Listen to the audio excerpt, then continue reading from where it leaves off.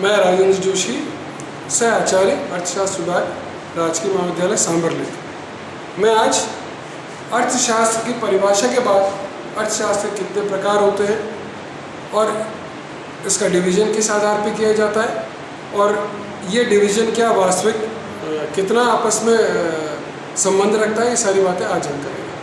अर्थशास्त्र का जो प्रीवियस लेक्चर में अध्ययन किया था तो उसमें हमने अर्थशास्त्र के विभिन्न आयाम के बारे में कहा। अर्थशास्त्र जो पढ़ाया जाता था उसमें हम कहते थे अर्थशास्त्र के सिद्धांत, और ये वर्षों तक ये पेपर चला अर्थशास्त्र के सिद्धांत। तो पहले समग्र अर्थशास्त्र या अर्थशास्त्र के सिद्धांत की बात होती है।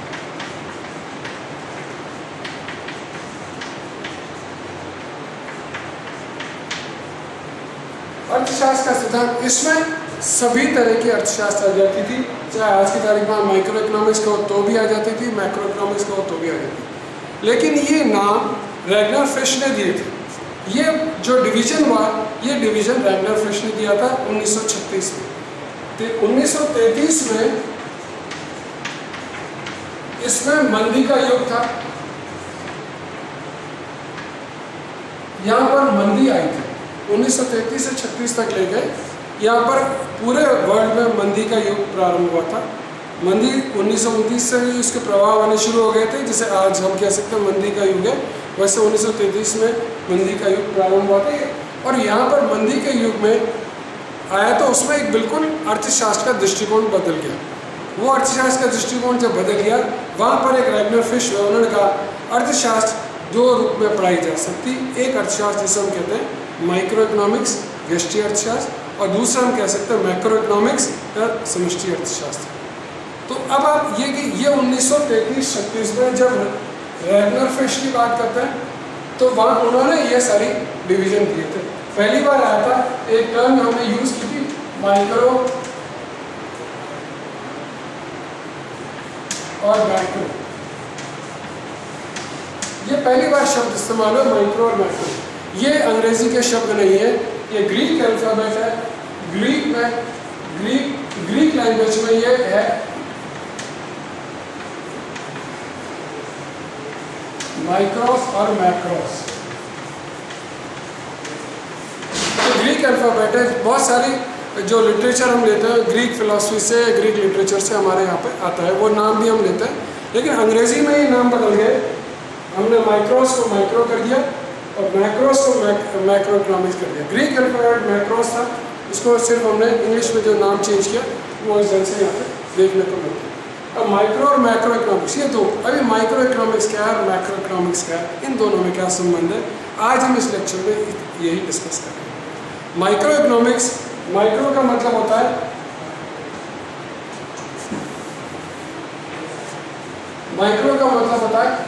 स्टडी ऑफ स्मॉल,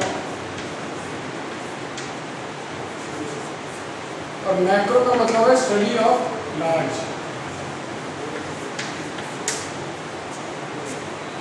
अब ये वर्ड जब ग्रीक अल्फ़ाबेट से, ग्रीक फिलॉसफी से आता है माइक्रोस, उसका इंग्लिश में हमने कर दिया माइक्रो इकोनॉमिक्स, और हिंदी में इसको बोलते हैं, ये इंग्लिश में क्या माइक्रो इकोनॉमिक्स और हिंदी में बोलते हैं इसको मैक्रो, इंग्लिश में बोलते हैं, हिंदी में बोलेंगे व्यष्टि अर्थशास्त्र। अब ये माइक्रो व्यष्टि क्या चीज़ है? माइक्रोस्कोप में उदाहरण, जब साइंस के लैब में बैठे, जैसे लेक्चर रिकॉर्ड हो रहा है, उसमें ये सारी चीज़ें होती हैं। तो उसमें माइक्रो का मतलब स्मॉल। हम माइक्रोस्कोप में चीज़ देखते हैं, बहुत छोटी चीज़ को बड़े के स्वरूप में देखते हैं। इसका मतलब यहाँ पर है study of small economic unit. ये बड़ा इंपॉर्टेंट है कि micro economics is study of small economic unit. हम उस आर्थिक इकाई का सारा अध्ययन करते हैं, उपभोग, उत्पादन, वितरण, बाजार। इन उस आर्थिक इकाई का इन चारों सेक्शन में क्या क्या रोल हो सकता है, कैसे उसका विश्लेषण किया जा सकता है, ये माइक्रो इकोनॉमिक्स में करते हैं। मैक्रो इकोनॉमिक्स में हम हमेशा देश की अर्थव्यवस्था के बारे में अध्ययन करते हैं, या मैक्रोस का मतलब वृहद वेरिएबल्स की बात हम करते हैं, स्टडी ऑफ लार्ज की बात करते हैं, जैसे national income, national employment, poverty, economic growth, economic development, हमारे फॉरेन ट्रेड कितना हो रहा है, इंपोर्ट कितना है, एक्सपोर्ट कितना है, इसमें हमारे एक देश से कितना, जापान से कितना व्यापार है, जर्मनी से कितना व्यापार, ये सब इंडिया व्यापार करता है। जब इंडिया के इकोनॉमिक वेरिएबल्स आएंगे वो मैक्रो इकोनॉमिक्स में आएंगे। अब प्रश्न ये एकेडमिक दृष्टि से माइक्रो और मैक्रो पढ़े जाते हैं कि माइक्रो इकोनॉमिक्स के अलग सिद्धांत होंगे, मैक्रो इकोनॉमिक्स के अलग सिद्धांत होंगे, लेकिन ऐसा नहीं होता कि हम इनको वाटरटाइट कंपार्टमेंट की तरह रखें, क्योंकि किसी भी अर्थव्यवस्था का जब विश्लेषण करते हैं तो उसमें समग्र विश्लेषण करने की क्षमता डेवलप करनी पड़ती है।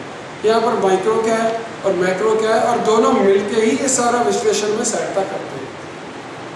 तो माइक्रो इकोनॉमिक्स में हम क्या अध्ययन करेंगे, या माइक्रो इकोनॉमिक्स का स्कोप क्या होता है, उसके बारे में हम आपको बताते हैं।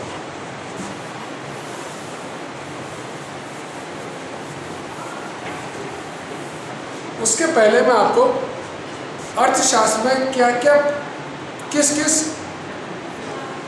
वेरिएबल्स को पढ़ा जाता है उसके बारे में अध्ययन करें। सबसे पहले हम करते हैं उपभोग, चाहे माइक्रो इकोनॉमिक्स हो चाहे मैक्रो इकोनॉमिक्स हो। उपभोग का मतलब कंजम्पशन, इंग्लिश में इसको कंजम्पशन की बात है, कंजम्पशन, इसको सी से लिखते हैं। दूसरा है उत्पादन, प्रोडक्शन।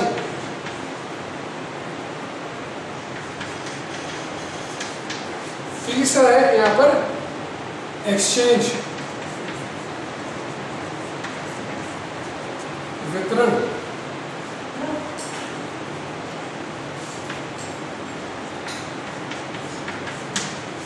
चौथा है डिस्ट्रीब्यूशन।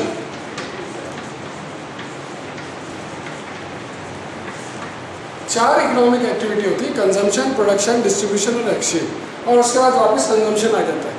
अर्थशास्त्र के चाहे कोई सा भी टॉपिक पढ़े, आपको इनके बारे में अध्ययन करना ही पड़ता है। माइक्रो इकोनॉमिक्स में भी आप स्टार्ट करेंगे उपभोग, कंजम्पशन, एक छोटी इकाई का कंजम्पशन किस ढंग से हो सकता है, और दूसरा करेंगे कि एक छोटी इकाई उत्पादन कैसे कर सकती है, एक लघु इकाई की बात हम कर सकते हैं।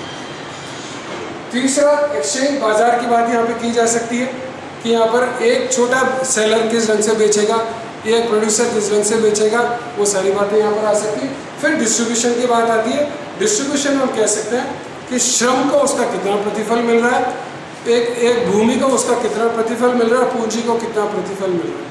उसका मतलब जो कंट्रीब्यूशन क्या है, उस इनकम जनरेटेड में लेबर का क्या कंट्रीब्यूशन है, उस इनकम जनरेटेड में कैपिटल का क्या कंट्रीब्यूशन है, उस इनकम जनरेटेड में लैंड का क्या कंट्रीब्यूशन है। तो डिस्ट्रीब्यूशन में लेबर को हम वेजेस से बताते हैं, कैपिटल पूंजी को हम इंटरेस्ट से बताते हैं, और नेचुरल रिसोर्स लैंड को रेंट से बताते हैं। ये वेजेस आ गया, ये इंटरेस्ट आ गया, और यहाँ पर रेंट आ गया। तो ये बड़ी इंपॉर्टेंट चीज़ है कि ये चार इकोनॉमिक एक्टिविटी है, चारों अर्थशास्त्र के सभी विश्लेषणों में आती है, चाहे वो माइक्रो इकोनॉमिक्स का विश्लेषण हो चाहे वो मैक्रो इकोनॉमिक्स में आता हो। ये चार इकोनॉमिक एक्टिविटी हमेशा रही। तो production, consumption, production, distribution, exchange, चार इकोनॉमिक एक्टिविटी रही है। तो भोग में हम अलग चीज़ पढ़ते हैं, उत्पादन में अलग चीज़ पढ़ते हैं। तो अब ये सारी चीज़ें माइक्रो इकोनॉमिक्स की दृष्टि से आई है। मैक्रो इकोनॉमिक्स की दृष्टि से अगर देखें,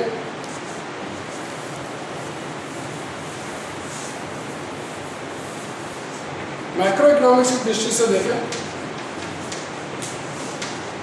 तो जो सबसे पहले हम उसका अध्ययन करेंगे वो करेंगे राष्ट्रीय आय। राष्ट्रीय आय कि नेशनल इनकम क्या है, कि नेशनल इनकम क्या है, y = c + i + g + x - m। यहाँ पर कंजम्पशन, आय का इन्वेस्टमेंट, ये गवर्नमेंट का कितना एक्सपेंडिचर हो रहा है, consumption expenditure, investment expenditure, government का कितना, फॉरेन ट्रेड का कितना, ये राष्ट्रीय आय है। वैसे उसका अध्ययन आगे से अलग से करेंगे, लेकिन आप बताओ मैक्रो इकोनॉमिक्स में स्टार्ट करेंगे राष्ट्रीय आय।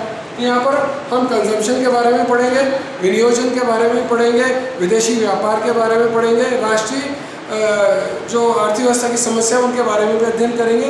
राष्ट्रीय विकास क्या है, राष्ट्रीय आय क्या है, और राष्ट्रीय विकास की दर क्या है, इकोनॉमिक ग्रोथ क्या है। कि अभी हम कोविड के बाद करें, हमारी अर्थव्यवस्था सारी इस समय इकोनॉमिक ग्रोथ कम हो गई, तो वो क्यों कम हो गई, क्या कारण है, गवर्नमेंट के सेक्टर्स के इन्वेस्टमेंट नहीं हो रहे, ये सारी चीज़ें आती हैं।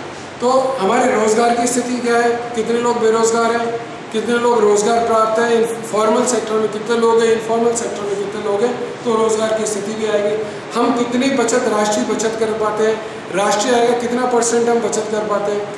कोई ज़माना था बरसों तक करीब 30% बचत की रही। ये बचत की प्रवृत्ति हमारे परिवार से आती है, हम लोग लगभग 20-30% बचा कर रखते हैं। तो ये वेरिएबल्स आपके राष्ट्रीय आय के साथ इसका एम्प्लॉयमेंट भी आ जाएगा, सेविंग्स भी आ जाएगा, इन्वेस्टमेंट भी आ जाएगा। ये सारे वेरिएबल्स मैक्रो इकोनॉमिक्स में आते हैं। मैक्रो इकोनॉमिक्स का मतलब ये है कि स्टडी ऑफ लार्ज। जब स्टडी ऑफ लार्ज की बात करें तो ये सारे लार्ज वेरिएबल्स जो हमारी अर्थव्यवस्था की बात यहाँ पर देखने को मिलती है। तो ये इकोनॉमिक्स हम क्या क्या पढ़ते हैं, माइक्रो और मैक्रो। अब प्रश्न ये उठता है कि माइक्रो इकोनॉमिक्स और मैक्रो इकोनॉमिक्स में संबंध क्या है। ये बिल्कुल इंटरडिपेंडेंट है, एक दूसरे से पूरक है। जब हम माइक्रो इकोनॉमिक्स का अध्ययन करते हैं तो निश्चित रूप से देश का जितने भी वेरिएबल्स आ रहे हैं वो अपने एक आइडियल स्टेट में देखे जा सकते हैं। अगर हम मैक्रो इकोनॉमिक्स का अध्ययन कर रहे हैं तो जितने भी माइक्रो इकोनॉमिक्स के वेरिएबल्स हैं वो अपने आइडियल स्टेट में देखे जा सकते हैं। तो इसका मतलब ये पूरक है।